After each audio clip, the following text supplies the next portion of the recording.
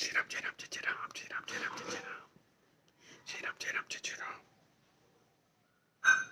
News చూస్తున్నావా మీరా? అబ్కి bar 400 అన్నారు.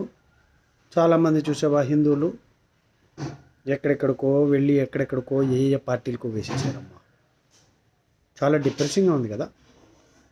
ఏం చేస్తామమ్మా. శ్రీరామ్ జయ రామ్ జయ జయ రామ్. మనం రాంభాజన్ చేసుకుంటూ కూర్చుందాం. శ్రీరామ్ జయ రామ్.